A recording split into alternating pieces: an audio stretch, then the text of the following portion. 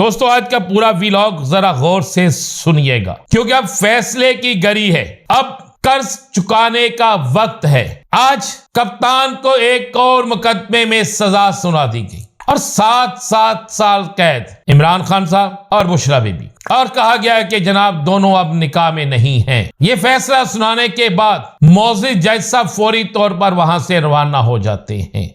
दो बड़ी सियासी जमातों की हार यकीनी है और ये दो वही सियासी जमातें हैं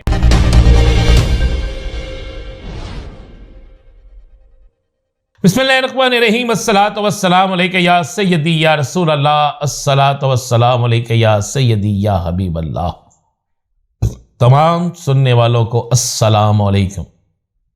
मैं हूं राना अज़ीम और आप देख रहे हैं राना अज़ीम ऑफिशियल यूट्यूब चैनल और फेसबुक पेज। दोस्तों आज का पूरा व्लॉग जरा गौर से सुनिएगा क्योंकि अब फैसले की घड़ी है। अब कर्ज चुकाने का वक्त है। अब हक अदा करने का वक्त है। अब फर्ज अदा करने का वक्त है। आज कप्तान को एक और मुकदमे में सजा सुना दी गई और 7 साल कैद इमरान खान साहब और बुशरा बीबी को, और कहा गया है कि जनाब दोनों अब निकाह में नहीं हैं। यह फैसला सुनाने के बाद मोअज़्ज़िज़ जज साहब फौरी तौर पर वहां से रवाना हो जाते हैं। बैरिस्टर गौहर बाकायदा आकर यह बात कहते हैं कि इस तरह लगता है जैसे जज साहब फैसला लिख कर नहीं लाए थे, जुबानी सुनाया और चले गए। आखिरी वार भी कप्तान पर हो गया। आखिरी गेम भी कप्तान के खिलाफ खेल ली गई। आखिरी चाल भी चल ली गई, सिर्फ यह कहने के लिए, इखलाकी तौर पर कप्तान को नीचे गिराने के लिए कि जनाब कप्तान बड़ा गलत आदमी था। याद करें ये लोग कहते थे जी जनाब इमरान खान नशा करता है, जेल में गए, पता लग गया कि कप्तान ऐसा कोई काम नहीं करता। फिर इल्जाम लगाया कभी किसी के जरिए, कभी किसी के जरिए, कभी किसी को हायर किया गया, कभी किसी को हायर किया गया, कभी किसी के जरिए लंदन से बैठकर प्रेस कॉन्फ्रेंस कराई जाती थी, कभी किसी के जरिए कहीं से बैठकर प्रेस कॉन्फ्रेंस कराई जाती थी, और 3 से जायद बल्कि जमातें अपने मीडिया यानी डिजिटल मीडिया, अपने सोशल मीडिया से उसे वायरल करती थी। हर इल्जाम लगा, साबित हो गया कोई ऐसी बात नहीं। तो अब आकर इद्दत केस में सजा सुना दी गई। फैसले पर तनकीद करना, जायज तनकीद करना हक है।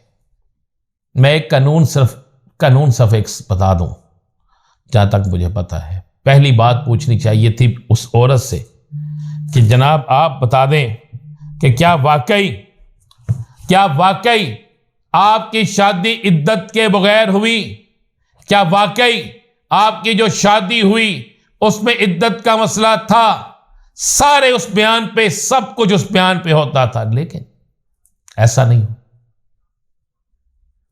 मजे वाली बात है कि जिस गवाह ने यह बयान दिया, जिस मौलवी ने यह बयान दिया, शायद उसके लिए कुछ लिखा ही नहीं गया। चलें, साइफर हो गई सजा, वोट बैंक नहीं कम हुआ। तोशाहाना हो गई सजा, वोट बैंक नहीं कम हुआ। इद्दत केस हो गई सजा, वोट बैंक नहीं कम हुआ। सब कुछ कर दिया, इसके बाद भी वोट बैंक कम नहीं हुआ।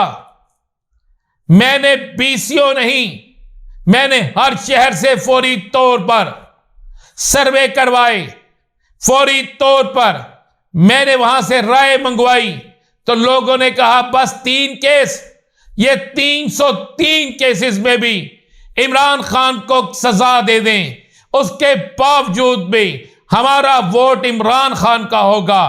पहले वोट था, अब जिद है, अब इज्जत है, अब सब कुछ कुर्बान कर देंगे, लेकिन कप्तान को वोट डालने जाएंगे। लो जी, ये हो गया हाल। जितना प्रेशर ये डालते हैं उतनी मजलूमियत बढ़ती है। और मैं कुर्बान जाऊं उस कप्तान पर। और आज कप्तान ने जो बात की वहां अदालत में, कप्तान डट गया है कप्तान। कुछ जराए कहते हैं कि इतनी लेट फैसले का मकसद यही था कि शायद कप्तान गिर जाए, शायद कप्तान मान जाए।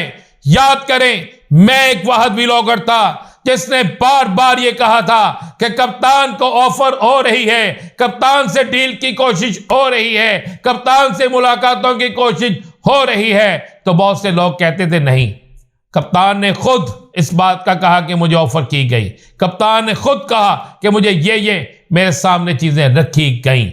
और आज भी कप्तान ने कहा है कि मैं मर तो सकता हूं, कट तो सकता हूं, जिंदगी पूरी जेल में तो गुजार सकता हूं, लेकिन मैं डील नहीं करूंगा, मैं किसी सूरत डील नहीं करूंगा। मेरा जीना मरना इस मुल्क के लिए है, मैं इस मुल्क के लिए जीता हूं, इस मुल्क के लिए मरता हूं।